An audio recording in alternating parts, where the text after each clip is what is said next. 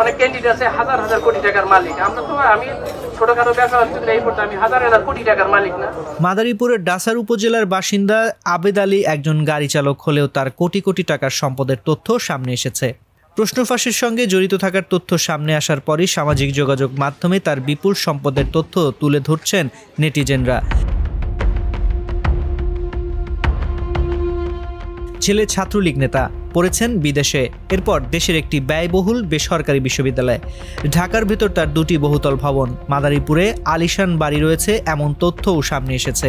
সর্বশেষ উপজেলা পরিষদ নির্বাচনে চেয়ারম্যান পদে নির্বাচনের জন্য প্রচারণা চালিয়েছিলেন আবেদ আলী। আবেদ আলী সমাজের বিত্তবান ও প্রভাবশালীদের সঙ্গে নিয়মিত চলাফেরা করতেন, প্রশাসনের কর্তা ব্যক্তিদের সঙ্গে উঠবোস করতেন।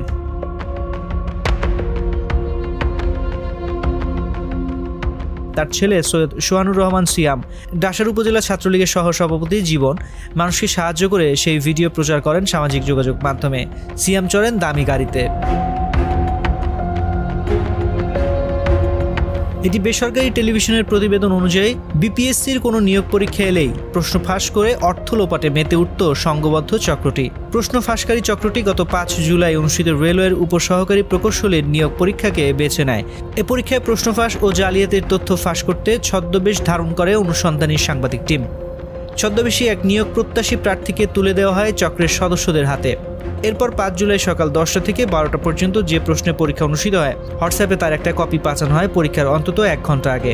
আর অজ্ঞাত স্থানে রেখে চুক্তিবদ্ধ শিক্ষার্থীদের তা পড়ানো হয় আগের রাতেই।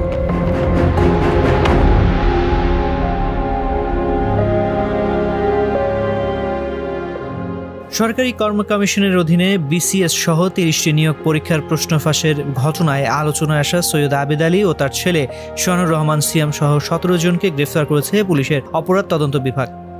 গ্রেফতার হলেন পিএসসির উপপরিচালক মোহাম্মদ আবু জাফর ও মোহাম্মদ জাহাঙ্গীর আলম, সহকারী পরিচালক মোহাম্মদ আলমগীর কবির, অফিস সহায়ক খলিলুর রহমান ও অফিস সহায়ক সাজেদুল ইসলাম।